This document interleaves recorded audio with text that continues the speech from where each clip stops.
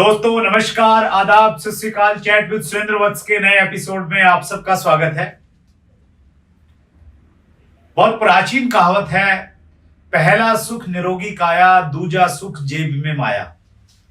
पैसा कमाने के लिए क्या करना चाहिए अक्सर हम लोग बातचीत करते हैं, लेकिन आज हम लोग पहले सुख के बारे में बातचीत करने जा रहे हैं कि अपनी काया को, अपने शरीर को स्वस्थ कैसे रखें और एक लंबा स्वस्थ जीवन कैसे जिएं।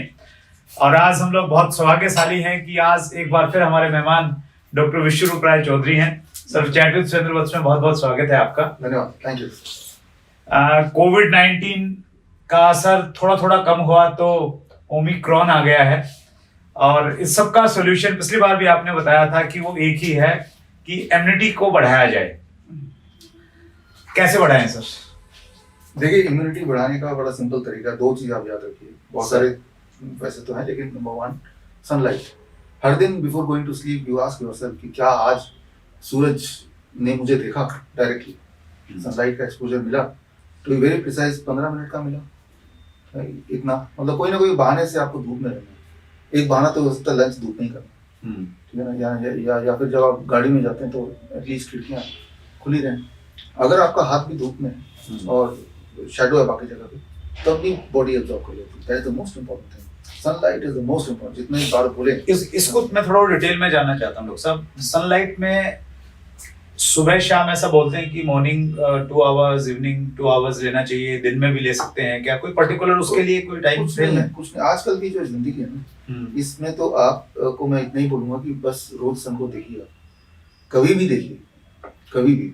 एक तो है कि भाई बॉडी में सनलाइट पड़े, कभी भी, धूप दोपहर को हो, सुबह हो, whenever you get time, every time it is good, number one. Number two, exposure में अगर आप सन को देख पाते हैं डायरेक्टली तो और अच्छा, 5 मिनट देखिए भी।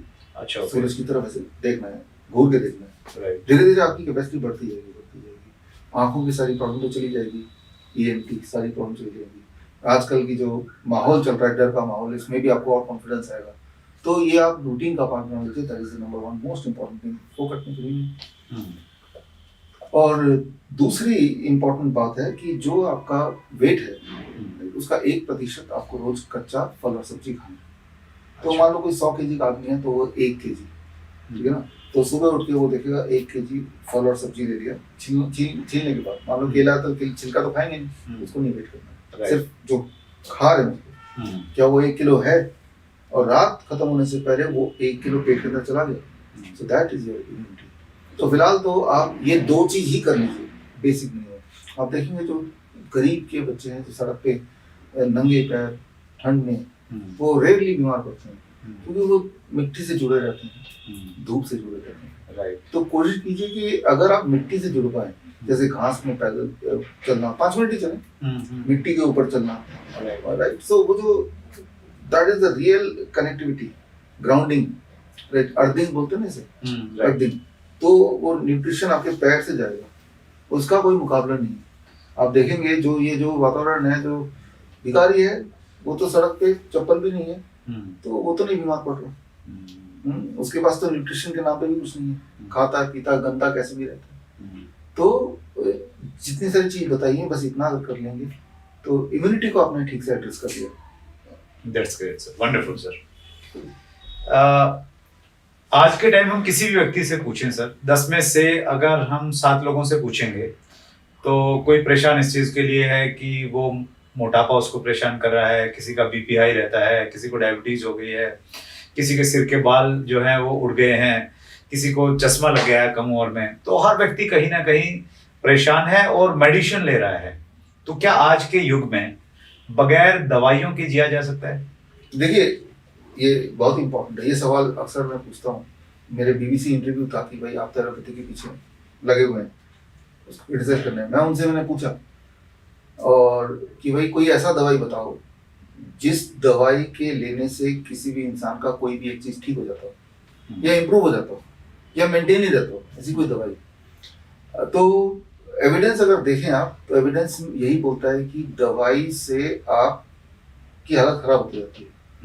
राइट। मान लीजिए कोई बीमार है, कोई भी बीमारी का नाम लीजिए, डायबिटीज फॉर एग्जाम्पल, और 400 ब्लड शुगर है उसका, वेरी हाई। दो लोग बीमार, आपको 400 मेरा भी 400, मैं दवाई नहीं ले रहा हूँ, आप लेके उसको 200 कर दे रहे हैं, राइट। तो दोनों में से लंबा कौन जिएगा? दोनों में से लंबा वो जिएगा जो दवाई नहीं लेके उसको 400 रहने दे रहा है। अच्छा सर, हालांकि 400 इज नॉट गुड, लेकिन इनके तो कंपैरिजन में ज्यादा दी। इसके ऊपर रिपोर्ट्स हैं सर कुछ? इसके हाँ, अगर आपको रिपोर्ट देखना है तो आप ये किताब one question that can save your life, इसमें सारे रिसर्च डाल दिए मैंने। अच्छा। जो मैंने बताया अभी, हाँ। उसके एविडेंसेस डाल दिए in context of not just diabetes.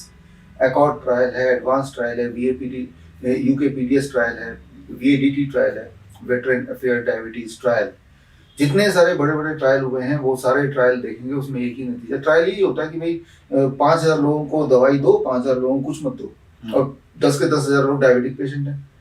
फिर देखो कि कौन ज्यादा जिंदा लंबे समय तक जीता है और ज्यादा हेल्दी रहता है कंपैरेटिवली। तो आपका जो सवाल है बड़ा क्लियर सवाल है कि दवाई के बिना कैसे जिए? दवाई के बिना ही जी सकते हैं। ये जितनी सारी दवाइयां अगर आप एब्रप्टली छोड़ देंगे तो क्या आप मर जाएंगे? एक बात समझिए, दवाइयों की वजह से आप जिंदा नहीं है, दवाई खाने के बावजूद भी जिंदा है।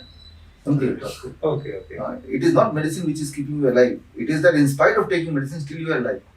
मेडिसिन तो हर दिन आपको खोखला करता है।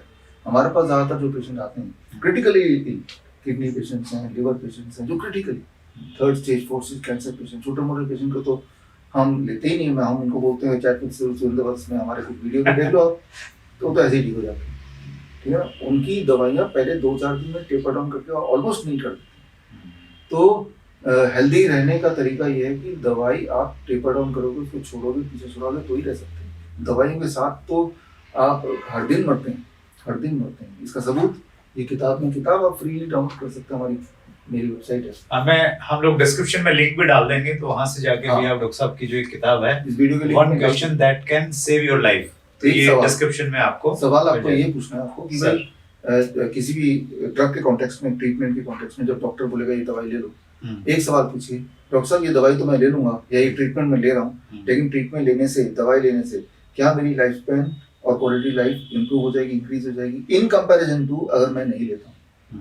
तो वो कोई जवाब नहीं दे पाएगा। तो समझ लिए जवाब मिल गया कि दवाई लेने से आपकी क्वालिटी ऑफ लाइफ भी घटती है एंड आपका लाइफ स्पैन भी घटता है। तो इसको हम लोग इस रूप में देखें सर, फॉर एग्जांपल मैं बीपी को कंट्रोल करने की दवाई ले रहा हूँ, तो मेरा बीपी तो नंबर्स तो ठीक मुझे दिख रहे हैं, लेकिन उसका साइड इफेक्ट बहुत ज्यादा हो रहा है और वो मुझे मालूम नहीं है, वो कुछ समय के बाद में दिखाई देता है।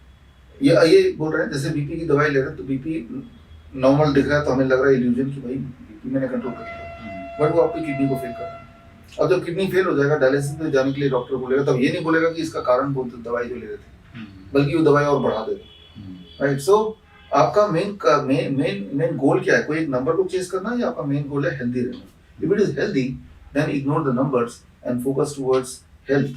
नहीं, हेल्दी का पैरामीटर्स वो बन गए ना सर कि भाई बीपी आपका इतना रहता है तो आप हेल्दी हैं, ऊपर चला गया तो सही नहीं है, डायबिटीज आपका इतना है तो हेल्दी हैं, तो वो कहीं ना कहीं हमारे दिमाग में बैठा दिया गया है और एलोपैथी तो बोलती है कि यही सही है। तो क्या उसमें कोई कंफ्यूजन है सर? कोई कंफ्यूजन नहीं है।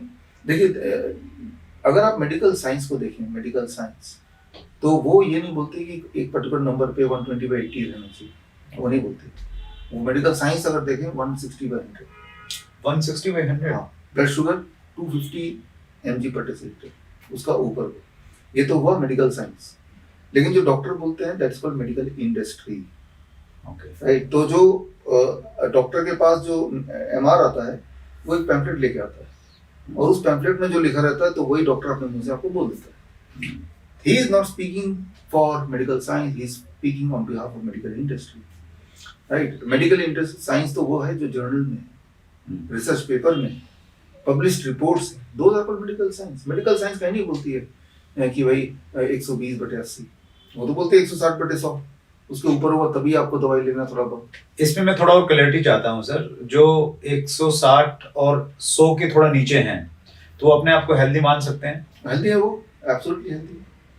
अच्छा, नहीं, एक मैं भी एक्चुअली चेक करता हूँ, समटाइम अपना बीपी मॉनिटर करता हूँ, तो उसमें जो मशीन है उसमें 135 और 85 से ऊपर आते हैं ना, उसमें रेड लाइट जल जाती है और वो ऐसे डराती है कि यार ये तो भयंकर हो गया। हाँ। तो आप कह रहे हैं कि 160 और 100 तक अगर हम मेंटेन उसको कर रहे हैं, उससे नीचे हैं, तो कोई ज्यादा घबराने की आवश्यकता नहीं है। नहीं, किसी भी तरह से घबराने की जरूरत नहीं। आप ये भी समझिए कि जब भी हम बीपी लेते हैं, मान लो डॉक्टर के पास गए, द वेरी थॉट कि मैं बीपी ले रहा हूँ, उतने ये सोच से ही बीपी बढ़ जाता है थोड़ा सा।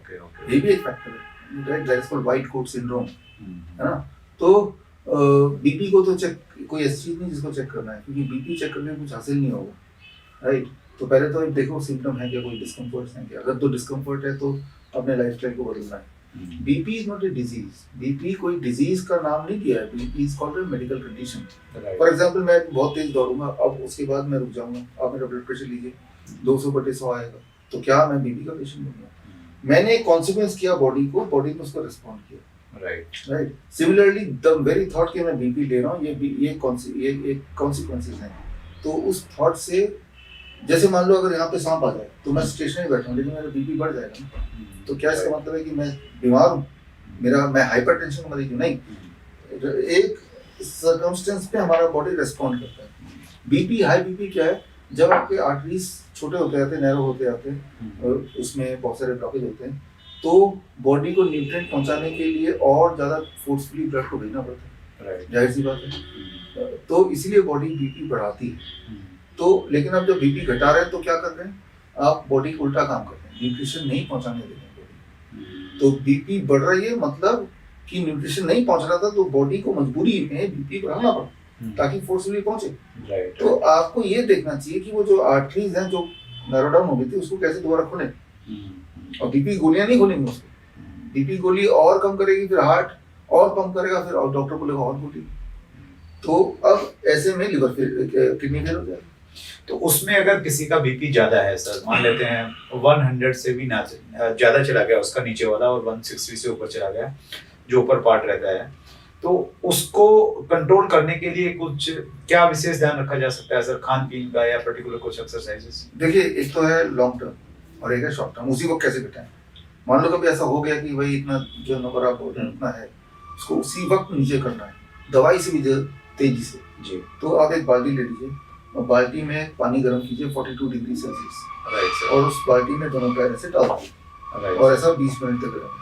पानी थोड़ा ठंडा होगा तो फिर एक और बाल्टी रखो, उसमें 50 डिग्री पे पानी है, राइट, ताकि पानी हम रिप्लेस करते रहे, so that we maintain the temperature at 42 degree Celsius. Okay, तो ऐसा 20 मिनट करेंगे तो 10 से 20 मिनट कम हो जाएगा ब्लड प्रेशर। अच्छा, वाह। तो ऐसा आप 7 दिन तक करेंगे, तो उसके बाद नहीं भी करेंगे तब भी ब्लड प्रेशर ऊपर नहीं जाएगा।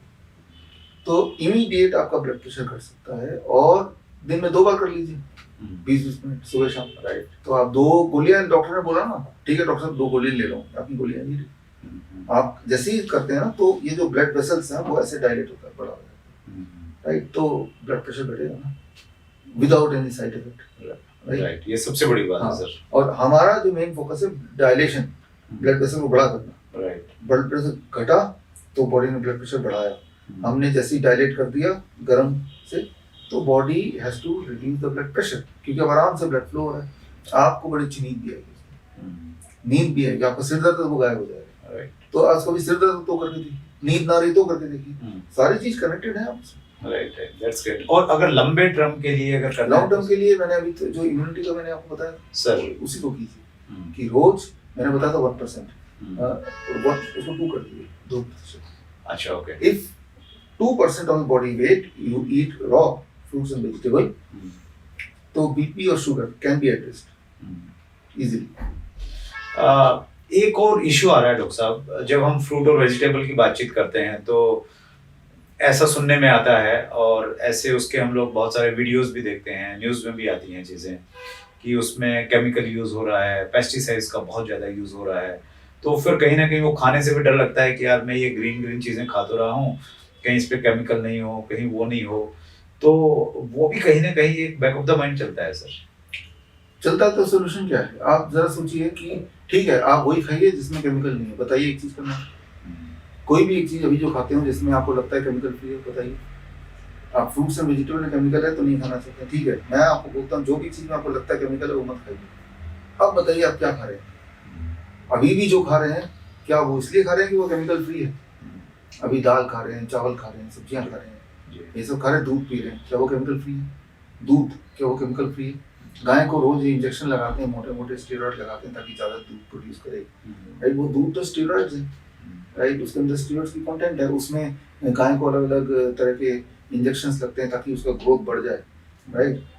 तो वो सारे इंजेक्शंस है, एंटीबायोटिक्स लगते हैं, वो वही सारा तो मिश्रण है। याद रखिए जब भी गाय का दूध निकलता है तो गाय के दूध निकलते वक्त इंजरी होती है वहाँ पे, और वो जो पस सेल्स हैं वो भी उसके अंदर होता है, ब्लड होता है, वो भी दूध का पार्ट होता है। तो अभी तो आप पूछ रहे थे कि भाई फर्टिलाइजर, तो दूध तो प्योर नहीं होता, उसमें WHO के प्रोटोकॉल के अनुसार सर्टेन परसेंटेज ऑफ एनिमल पस and animal blood in the milk is allowed, right. क्योंकि अगर आप सोचते हैं कोई ऐसा दूध निकाल के दे जिसमें 1% भी पस और एनिमल ब्लड नहीं हो, that is virtually not possible. तो आप अभी जो खा रहे हैं क्या वो केमिकल फ्री खा रहे हैं? Certainly not. बिस्किट खा रहे हैं क्या, वो तो पूरा ही केमिकल है, राइट। इसमें तो मिलावट हो सकती है एप्पल वगैरह में, वो तो है ही केमिकल, राइट। एक तो केमिकल में मिलावट खाना पसंद करेंगे या केमिकल ही खाना पसंद करेंगे सिर्फ, तो मिलावट वाला फिर भी सही है।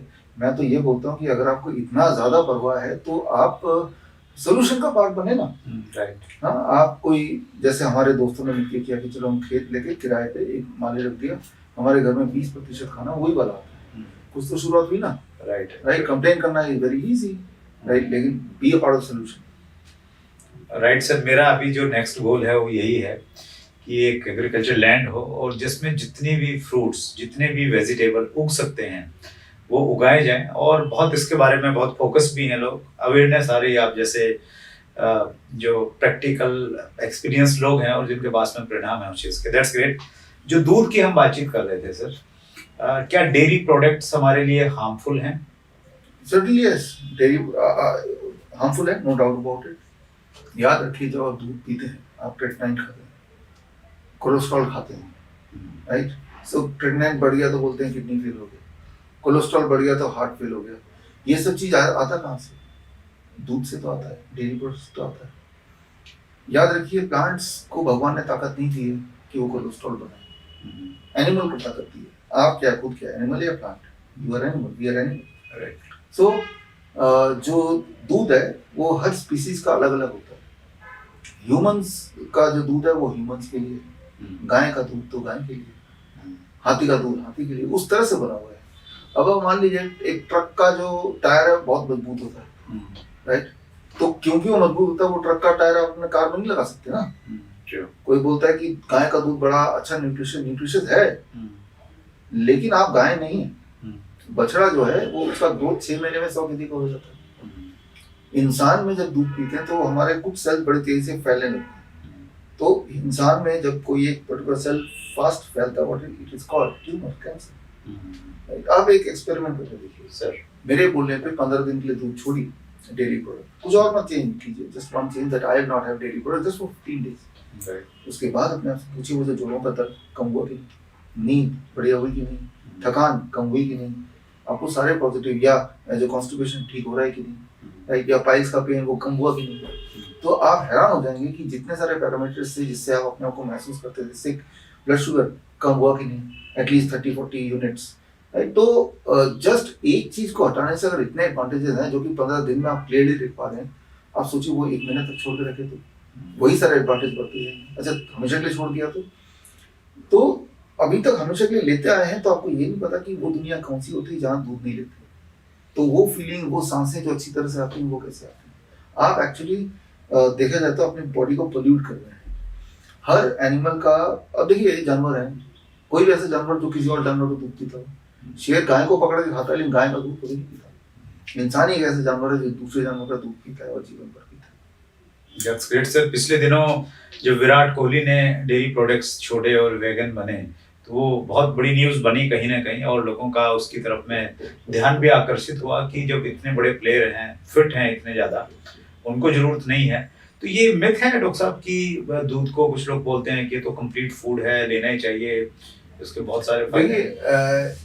आपने सुना होगा red wine is good for heart, सुना? Yes yes. तो ये अखबार में पढ़ा, जिसने ये फ्रेंच वाइन कंपनी जिन्होंने ये कॉइन किया था वो अभी जेल में। अच्छा। हाँ, तो बोलने का मतलब ये है कि ये इंडस्ट्री है, डेयरी इंडस्ट्री ने ये प्रोपेगेट किया कि दूध जो है दैट इज समथिंग जो होल फूड है।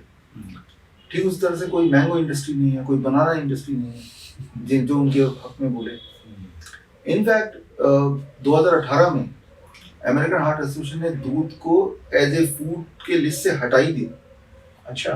हाँ, इतने सबूत आ गए कि अब milk is not considered as a food at all, वो फूड ही नहीं है, राइट। तो हटाना मजबूरी थी क्योंकि उसके अगेंस्ट एविडेंस इतने इकट्ठे हो गए थे कि उसको फूड के लिस्ट से हटा दिया। WHO तो करीब आज से 20 साल पहले उसको हटाने ही लगी थी, राइट। उसका ग्लास आप देखते हैं फूड पिरामिड बना होता है, बचपन में बड़ा होगा, एक जगह एक ग्लास भी रहता है छोटा सा दूध का।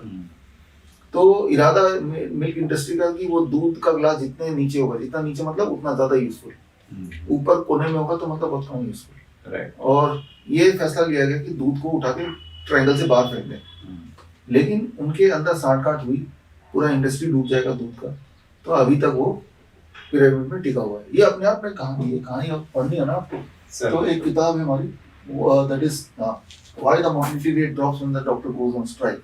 इसके अंदर मैंने इसकी कहानी और रेफरेंसेस दिए हैं कि ये जो मिल्क इंडस्ट्री है अभी तक सर्वाइव कर रही है, उसके पीछे का षड्यंत्र क्या है, किस तरह से वो लोगों को बीमार करती है, किस तरह से वो झांसा देती है। ट्रुथ तो ये है कि दूध एक स्लो पॉइजन है, इसको ना तो किसी को दें ना खुद लें। इस बुक का भी लिंक हम लोग डिस्क्रिप्शन में डाल देंगे सर। हाँ, फॉर योर कोर्स लोग उसको पीडीएफ को डाउनलोड कर सकते हैं। So in the I give the link, उसको आप पढ़िए। That's great. आपके पास में बहुत सारी नॉलेज है डॉक्टर साहब, आप मतलब आपके पास में असीमित ज्ञान है, स्पेशली इन सब चीज़ों का। समय हमेशा कम पड़ जाता है। सो आज का इंटरव्यू हम लोग यही समाप्त करते हैं। आपने समय निकाला सर, बहुत बहुत धन्यवाद डॉक्टर साहब, थैंक यू सो मच।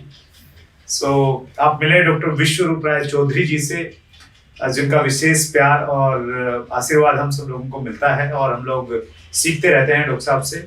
अगले मंगलवार को रात्रि 8 बजे फिर एक बड़ी शख्सियत से आपकी मुलाकात होती रहेगी। अगर आपने चैनल को अब तक सब्सक्राइब नहीं किया है तो आपको मालूम कैसे चलेगा कि डॉक्टर विश्वरूप राय चौधरी और दूसरे बड़े लोग कब आने वाले हैं। तो अभी सब्सक्राइब कीजिए और इसी प्रकार से अपना प्यार और स्नेह देते रहिए। बहुत बहुत धन्यवाद।